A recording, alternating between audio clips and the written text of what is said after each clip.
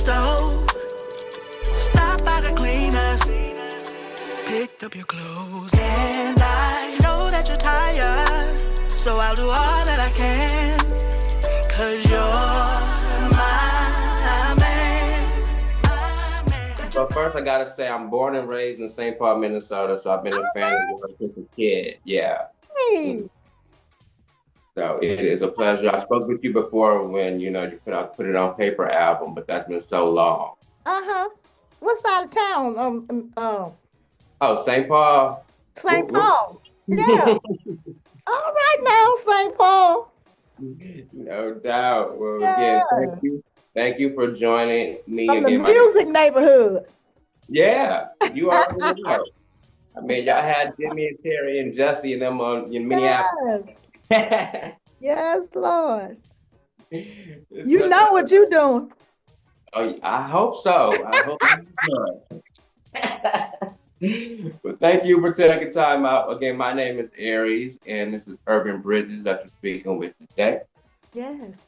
And I love the new album. Let me just start with that before I go into the first question. It really is an anniversary because I just love how you kind of took it back to that first kind of like R&B feel of the first album, I'm Here For You. So kudos. Thank you so much.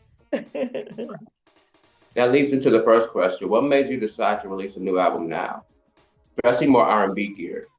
Well, we planned to release a project earlier.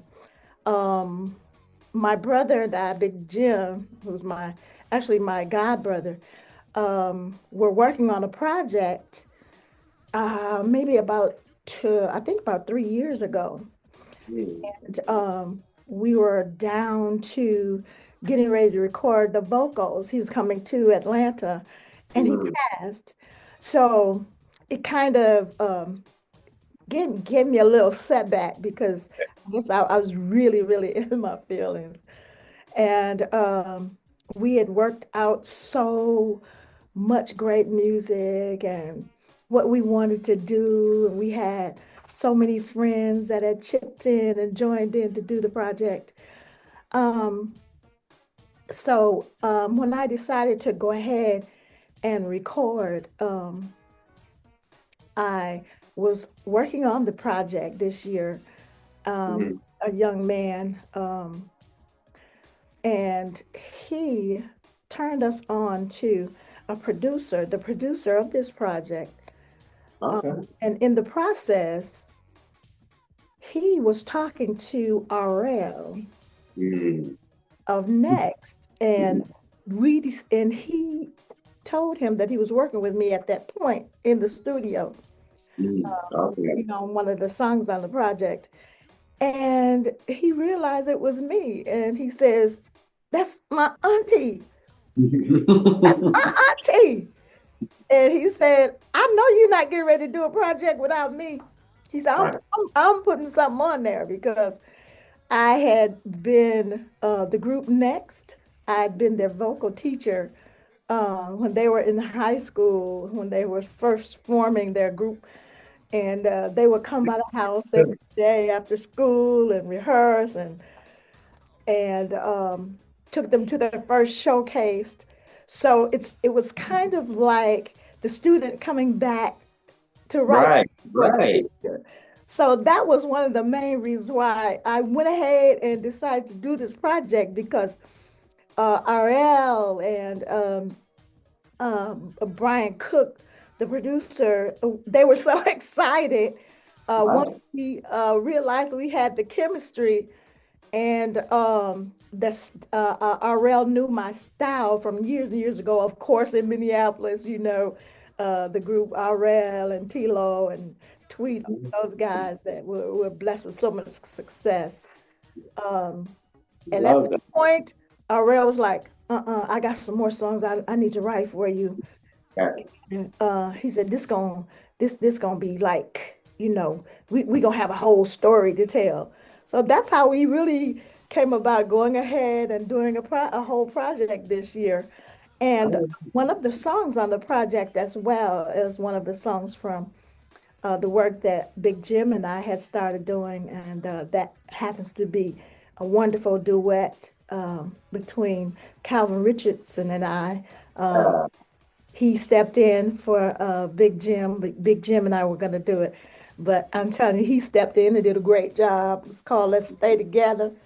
So I was really excited about doing this project and having an opportunity to sing the music that I love and to step back into the role of the artist, singer artist, as opposed to being acting and the other things that I had been doing. Because I think I kind of fell in a slump when I lost my writing partner, Big Jim, my writing partner, um, everything. So here I am, and I'm happy to be back doing music. Uh, I love the artistry, and all of my friends in the industry that encouraged me. In fact, my love goes out to Angie Stone, her family. We literally talked about my project and me stepping back out and had a great time sharing, some things. So I'm really happy that I had that opportunity. And here I am, and I'm excited about this new project anniversary. I love, love, love that story. I'm gonna skip a question because of that story. First, I want to say I knew Next too back in the day because they were straightforward before Next. That's right. Yeah, so I never scored them, but I used to love their sound because they could harmonize. But I had a question regarding Angie Stone because I know you guys. Sure. What's one of your most memorable memories of Angie? One of my most memorable memories of Angie's when I met her. I met her in 1991. And the fact that I met Angie out of the country, she was doing the song Seems You're Much Too Busy and Sounds of Blackness. We were doing our very first tour, and we were both appearing the same night, Hammersmith Oldham in London.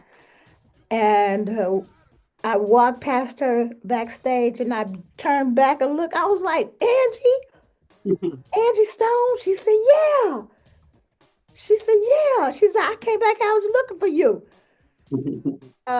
And she was a fan of Sounds of Blackness, and I was already a fan of the Sequence. So that opportunity for me, I mean, we were just locked in from that point on, and it was just a beautiful time for us. And we always share that story in that we both have daughters, and we would always talk about trying to do a mother-daughter project at some point, and both would be busy. And Right. but she was a sweetheart, and the world truly has lost a gem. Yeah. Okay, great. Thank you for sharing that. I love Angie Stone. And Uh-huh. then getting back into Anniversary, Missing You starts the album off just right. What inspired that song? The very first song, like I was saying, the first song from this project is "My Man," and when RL put it together, we started talking about it. He knew he had been around us, like I said, because they would come every day after school and rehearse and be there and be with my kids and eating. Just it was my house was that house in the neighborhood. So he said, I know. He said, I know. I'm gonna write about you and Uncle Tim. He calls my husband, who's my manager, of course, Tim. I'm gonna write about you and Uncle Tim. And when we talked about, he said, I'm gonna write about, how I see you or how things really are. I was like, Right. okay, wonderful. And when he came back with the song, it was on point. It was definitely on point, and it was everything I was feeling. And I felt like that it was something that could be shared with any loving relationship, that of any time, and what real love looks like. You don't have to ask what I want. You know what I need, and you see me when I'm tired, and you see me when I'm at my worst, and you see me when I'm at my best. But being able to be there and um, just be what I need when I need it, and that goes for women or men. Be it a man at home. Sometimes the men do the cooking, Yeah, right. bringing the food fresh from the stove and getting the clothes from the cleaners. It depends on what job you have, but love is love. And when you love somebody, you go that extra mile. And that song, I really loved it because of my husband and our relationship and how we've been in the business for so long, and we really complement each other. Definitely. At this point on, it sounds point on to me, so I love it. Thank you. And then, what if any message? Because I know, it talks the album, it talks a lot about your relationship. But what if any message do you want listeners to get once they listen to the album? When listeners hear this project, I want them to be able to just survey the love that they have, the love that they want, see themselves in a love situation, and realize that nobody's responsible for your happiness in relationship but you. And I'm sharing things that I've experienced or I've seen. I'm sharing, and hopefully it will be a help and encouragement. It will strengthen relationship, give some kind of me being a woman of a certain age, giving encouragement and some understanding to what relationships at my age, having gone through the experience, looks like. Being able for anyone to be able to draw from, or as my father would say, who was a pastor, have been a pastor for 53 years, 91 years old, he would always say, eat the meat and throw the bones away. So find something good. If you hear something you like, take it. As I would always do, listening to the great artists, the women pioneers in my past, all the great women that have been a blessing in my life. Shirley Caesar, Patti LaBelle, Aretha Franklin, Gladys Knight, Shaka Khan, so many others that have poured into me. And I've heard things that they said, Dionne Warwick, things that they've said to me that I was able to incorporate into who I am and in my relationship with life. And that's what I want to do. I want to share with other younger women that may not really understand what a loving relationship looks like, or a relationship period. So I hope that anybody will be able to draw something that will make their love life stronger and their lives. I like that. Well, I think it's going to be received very well. So, right about that. You just do in so many ways, but in your own words, tell everybody why they need to go out and stream and buy Anniversary starting this Friday, April 11th. I would like for everybody to go out and stream Anniversary live, because this is a celebration of love and life, and it's great music. And it's a celebration of what you would want to have, and see a light into my love life that I'm sharing with you. And it's great music. Yeah, love it. Thank you. And then switching gears, you brought him up earlier. Big Jim was someone special to us as well. I actually met Big Jim at the Shepherd's House. Oh, wow. In Minnesota. Yes, yes. So Yeah, my history goes back. that's close family right there. Yeah, exactly. So what is one of your best memories of him? Because he talked how much he loved you when he first was there. When I first met him, he talked about his love for you so much. What was one of the things you loved about him the most? One of the things I really love about Big Jim, growing up in Rockford, Illinois, he was always a great student, first and foremost. And he was always willing to learn and ready to learn something new and very teachable.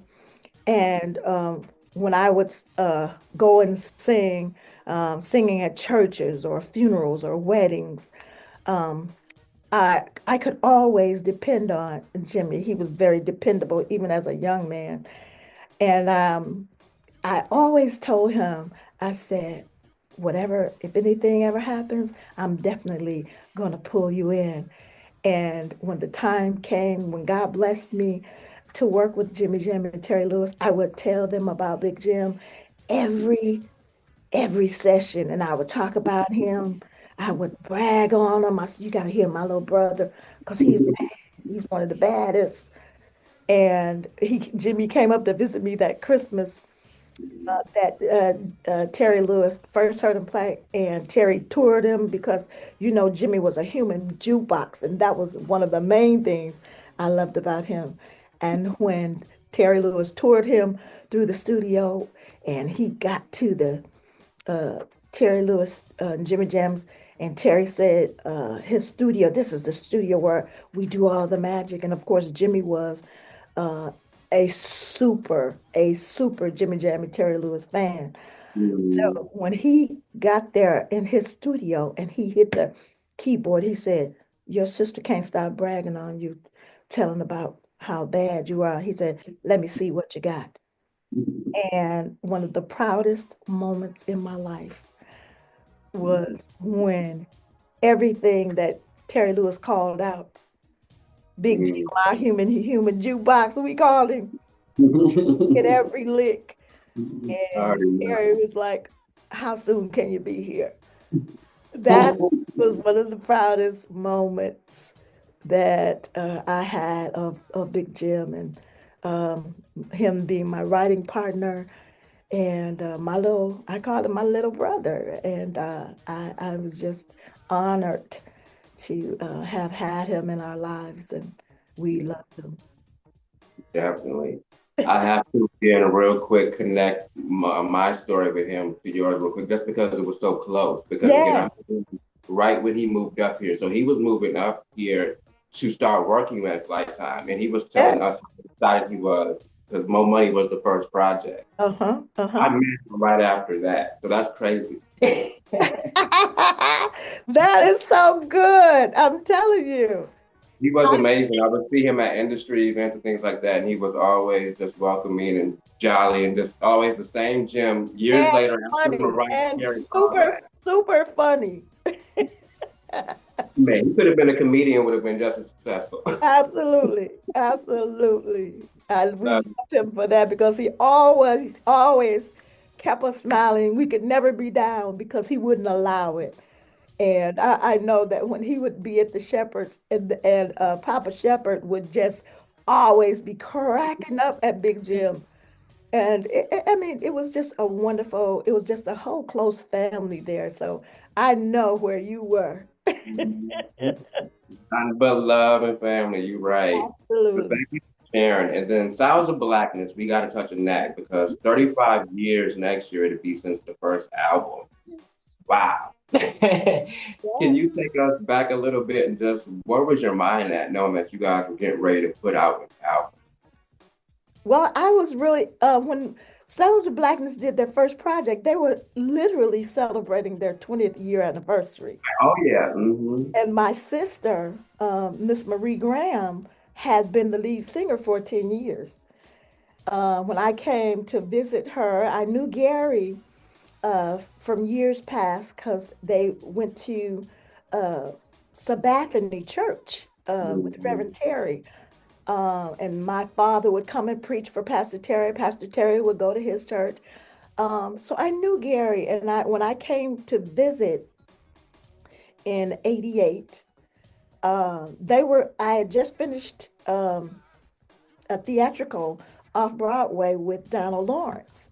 I was in the theater, and Sounds of Blackness was getting ready to do the show that they did every year, the night before Christmas, which we eventually God blessed us to win a Grammy for one of the songs from that project, and the hit Soul Holiday. I came in and I played the role of the mother.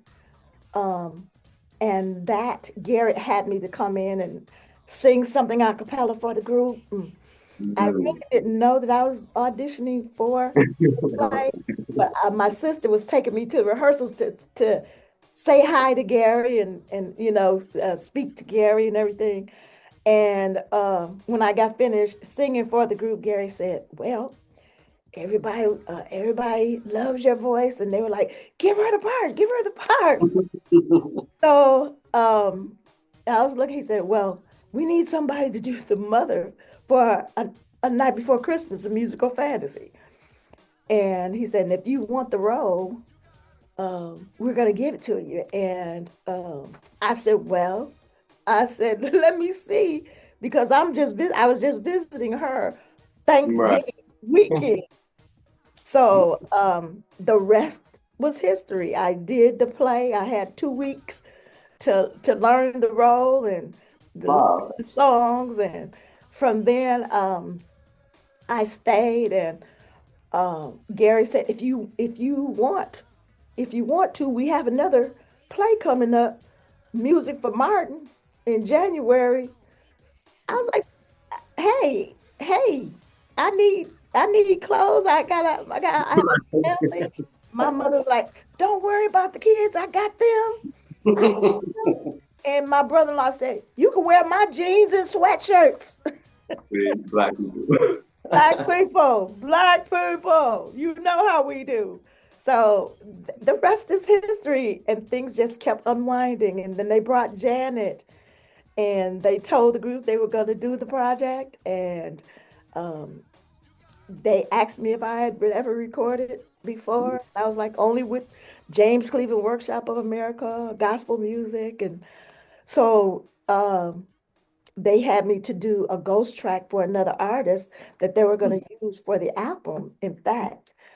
And when I went in to record one of the songs on the first project, Which Is My Command, as a ghost track for them to send to an artist they were going to feature for Sounds of Blackness, they were like, "I think we can use you." And God just blessed me to be in the right place at the right time.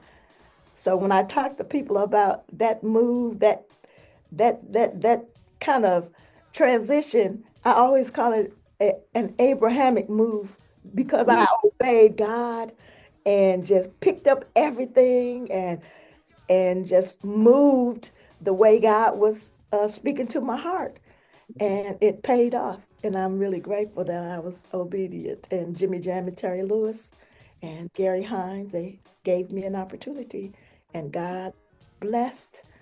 And here I am today.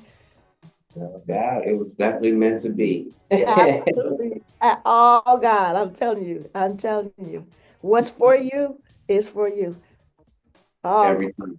Yes. And before we wrap, I have to ask about your talented family, because your daughter, Jamesia, I've known her for a long time too. That's my club dancing partner. And then parents.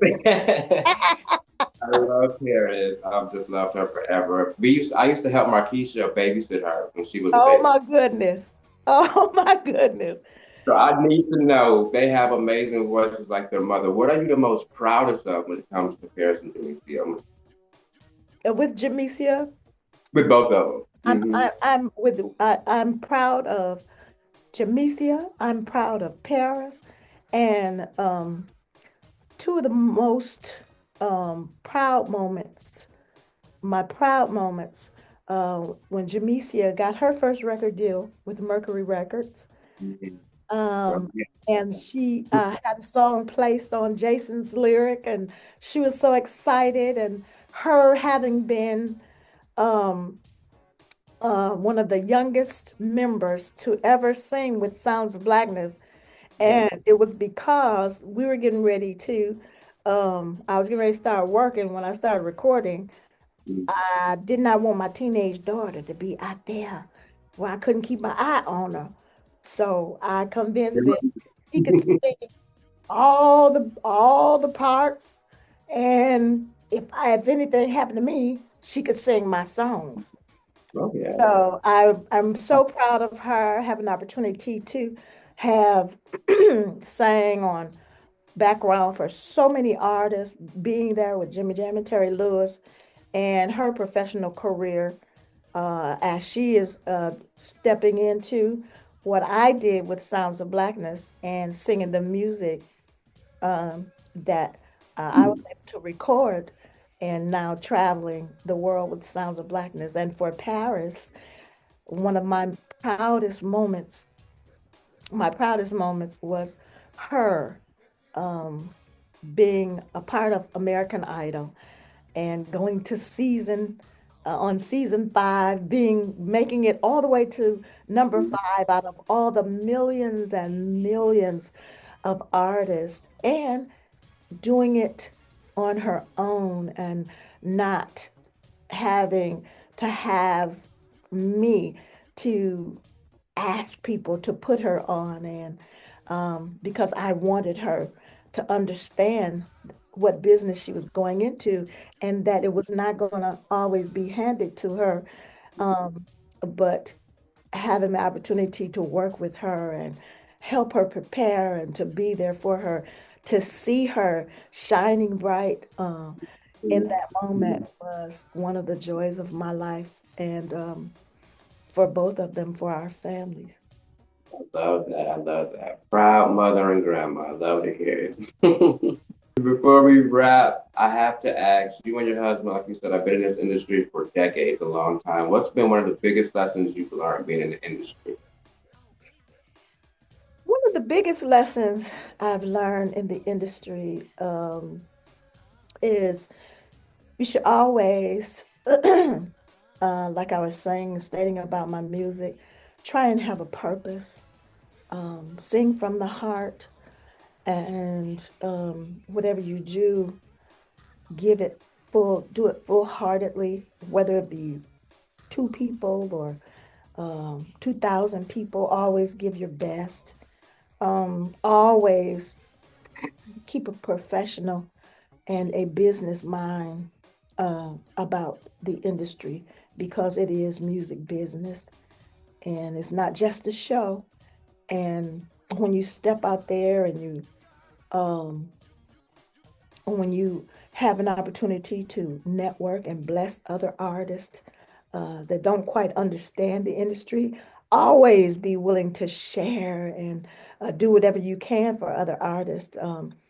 I actually loved the idea of being able to hire and network with other artists, because it is the lifeline of your career.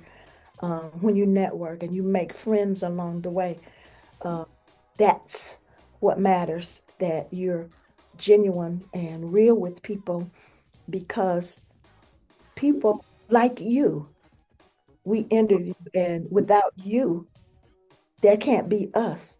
And you have to be respectful to everyone that you come across, because someone that may be the receptionist today may be the VP tomorrow. So always be respectful and love what you do or don't do it. And be blessed to be a blessing and put God first. Beautiful word. Love that. And then before we wrap, is there anything else you want to leave or share? I would like to ask everybody to go in and I'm on every platform streaming. Go in and stream and download and get the music. April 11th, this Friday, we'll be releasing the whole project. Download and make this project a special part of your life, a special part. Let anniversary speak to every anniversary of love in your life.